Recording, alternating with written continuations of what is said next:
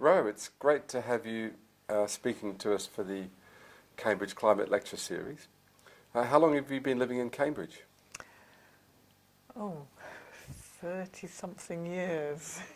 And in terms of Cambridge and climate change, have you seen a lot changing over the last 30 years? Well, 30 years ago, I don't think it was mentioned very much. And I think, like everywhere else, the conversations have gone through phases. So I think there was tremendous activity in the run-up to the Copenhagen climate change negotiations in that period, where the Labour government was introducing the Climate Change Act. I think we then saw a tremendous falling off, although continuance obviously of research and understanding becoming much more sophisticated. But I don't think the public conversation has been there in that period, and I think we're seeing a bit of a resurgence again in public conversation, which is very encouraging. I sense in Cambridge that amongst the sort of academic world in Cambridge, that there's quite a lot of understanding about climate change, but maybe that's just because of the people that I speak with. I mean, how do you feel? Do you think that there's a dichotomy in Cambridge, that those that understand a lot about it and those that don't? I think that there's a polarisation, really, between people for whom it's something that is a normal part of conversation, and people for whom it rarely occurs to them there's anything to talk about. You know, if I'm overhearing conversations in the gym changing room, I'm hearing conversations about the lovely places people have flown to for their holidays, and not a mention of climate change in there whatsoever. But if I'm amongst people I know who are involved in activity around climate change, then the conversation is quite different. And I think that's that polarisation is a very problematic issue, because I think it means that when people try to raise the subject, as I might, sort of with acquaintances in the gym changing room, or at a social event or something, I'm likely to run into difficulty. And I think that's really one of the subjects that I'm going to be talking about in the lecture, about how we cope with those kinds of difficulties when we suddenly feel that everybody else thinks something completely different from what we do, and what's more, that a lot of other people are simply not thinking about something which is very, very close to your heart and something which you're very worried about. It's a tricky one. I grew up in Australia and I'm now living here in England.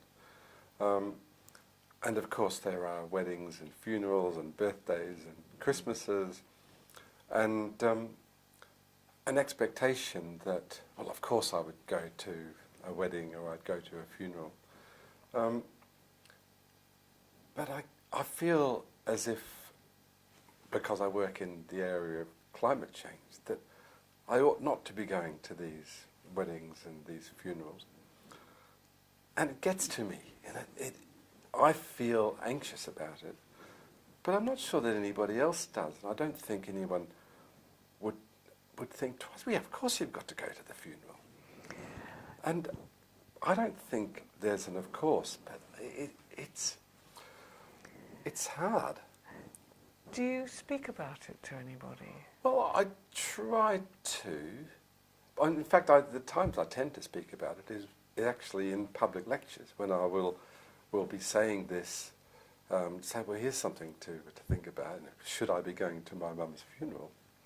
And, well, I think it's quite an important, an issue you face when you decide to live in another country. Increasingly, it's a very, very difficult issue.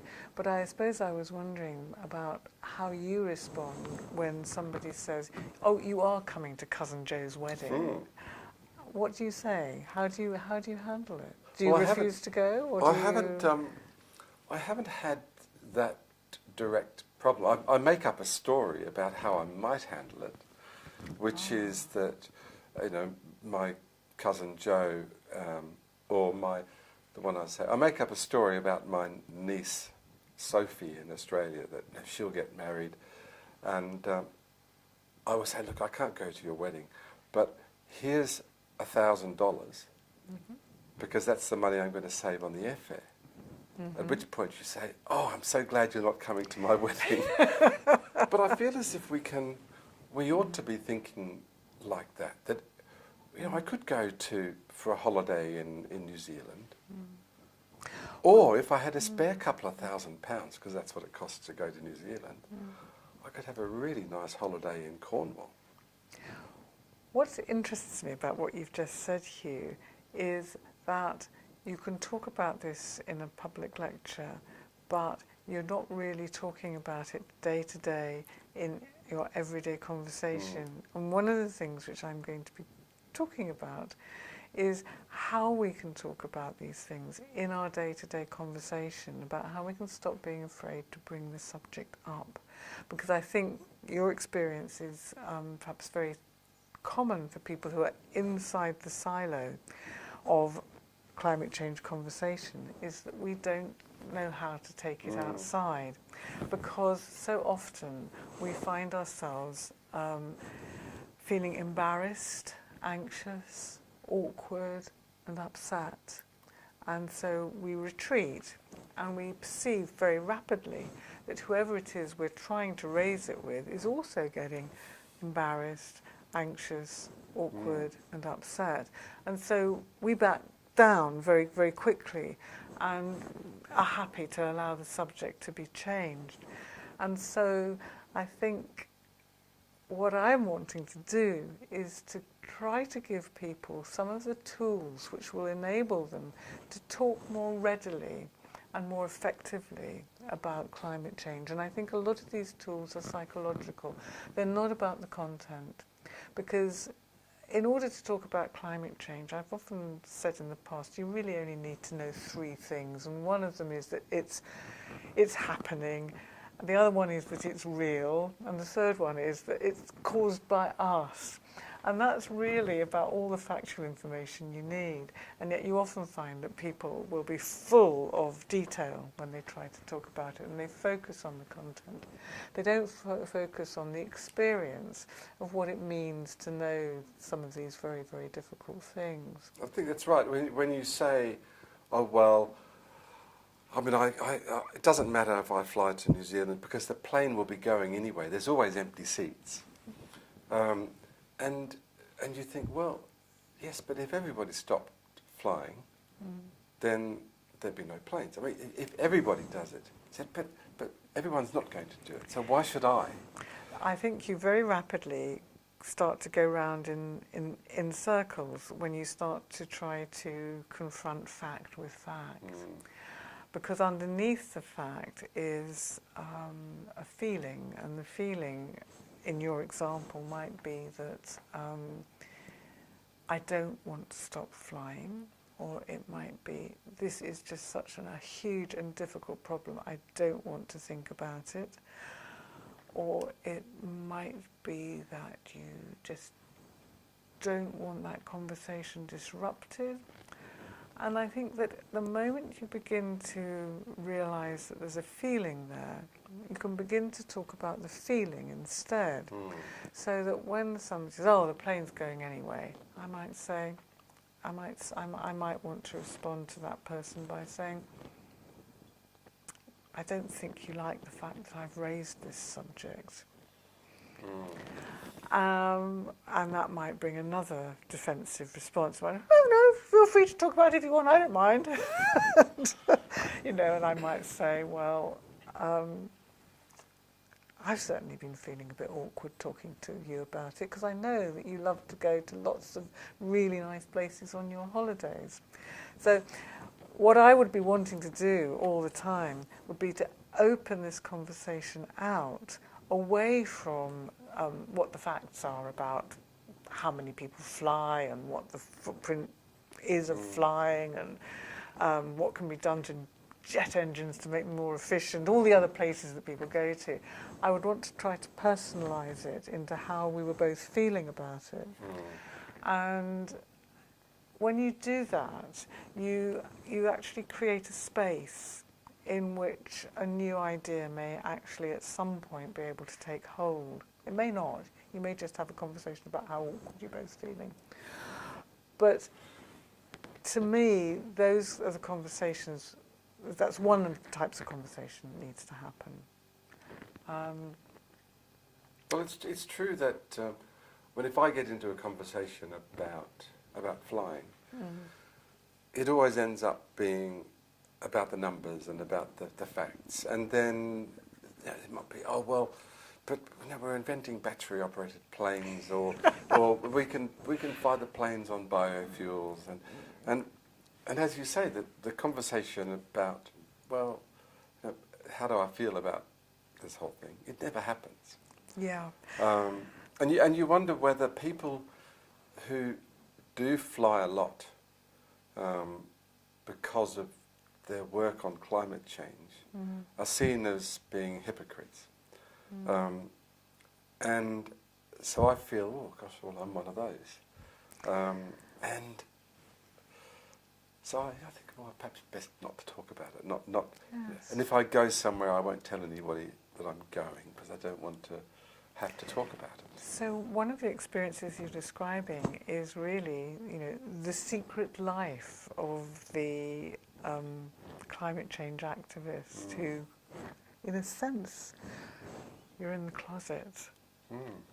In a funny way, in your work situation, it's like being in this club. You can talk about climate change, you can talk about the numbers, you can maybe even talk about how you feel occasionally, but the moment you come through that door, you become somebody else. It's really strange. I'll go to meetings, sort of climate-related meetings, and then it'll come to lunchtime, and there will be a lovely spread of things, and of course 2/3 of the stuff is vegan and vegetarian, and I'll tuck into the chicken sandwich, and I feel I just don't. I'm not vegan, I'm not vegetarian, and I just don't feel that I want to be, but I feel judged when I'm in those I don't feel judged ordinarily, but I do feel judged when I'm in those circumstances. That's giving you a lot of really important clues, because that experience of feeling judged is one which people often talk about when conversations about climate change start. And I think activists often find themselves accused of being holier than thou, and of taking the moral high ground, and wanting everybody to live horrible lives, and all of this sort of thing. So guilt and shame are two emotions which frequently come up, sometimes amongst activists and sometimes amongst the people who are not engaged and who they're trying to engage in it. And I think, again, beginning to talk about what this feeling is and why the guilt's associated with the chicken. When you take your chicken and you kind of turn away to secretly gnaw on it, what is it that's going on? Well, I think I don't. It's more. It's much more that actually picking it up off the table. Yeah. When everybody else is picking up their Right. hummus and it's just that moment, and it's almost the same when you go to an event where there's lots of soft drinks, and then I'll go to the white wine, and I'm looking around. Oh gosh, I'm the only one going for the white wine.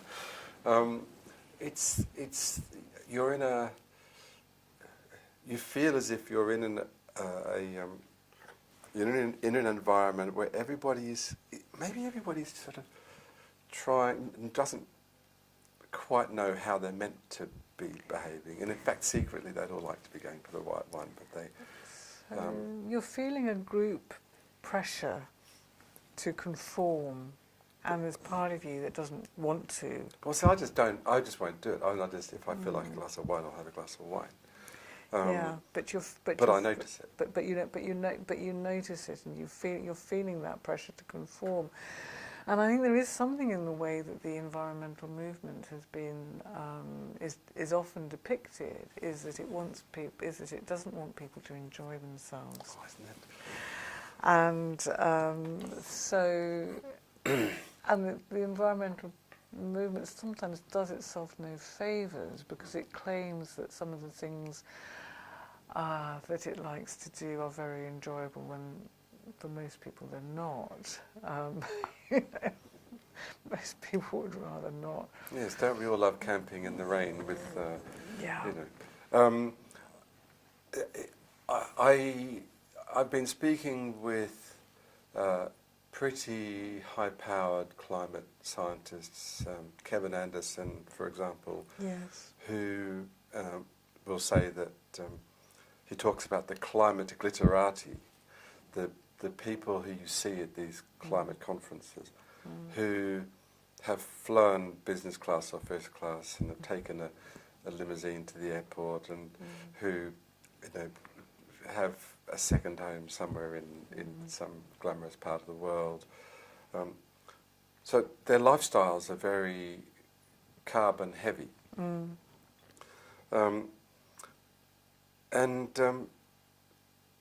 You find yourself, yes, you end up being quite judgmental, because you think, oh, they're the problem, and I'm not the problem. But then, how did I get to the climate conference? I didn't fly first class, but I still flew. Right. And I'm tucking into my beef sandwich, and I'm, it's judging other people with this climate, judging other people when you're talking about climate change is so easy to do. And Well, I think it comes partly, doesn't it, really, from the hope that there is somebody to blame, and so you can look for the culprit, and you hope it's not you, and you can pass that blame around, because it's always easier to look for somebody else who you're going to hold personally responsible, rather than saying that there is a whole class of people, or there are whole swathes of society who are going to find some of the changes that are coming really quite difficult. The next generation, the young people. My youngest son is 15, oldest 21. They're going to be living with the legacy of climate change for a long time. And I wonder whether the way we have conversations with young people is different, or perhaps ought to be different, to the way we have conversations with older people. I remember people wearing T-shirts, saying, "I'm going to be whatever age it is in 2050." This is some years ago now. These were young people then in their 20s, and they were quite accusatory. And there is a lot of intergenerational conflict which is stoked in society at the moment. And I think it's very important that we look at what we share and what we have in common across the generations, and that we place, we don't, in a way, place blame on the sort of named individual. We can say, and I think we have to try to talk to these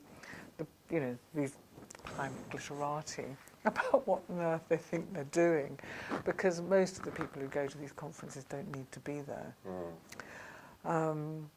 They might not need to be there, but they're invited. So you'll get some big figure. I don't know whether Leonardo DiCaprio was there or not, but you could imagine someone saying, "Oh, wouldn't it be great to have Leonardo DiCaprio here?" Yeah. So he gets invited, and he's paid a fee, and he gets his airfare paid. And he's only there because he's a figure. Have you ever turned one of these invitations down yourself? I try not to go outside of the UK for these sorts of things.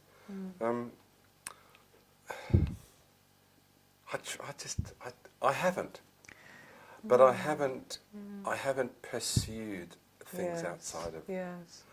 See, I think it's quite difficult to be the one who stands out and says I'm not coming, but I think that you're absolutely right. It's and I think becoming able to is actually very liberating if you can do it.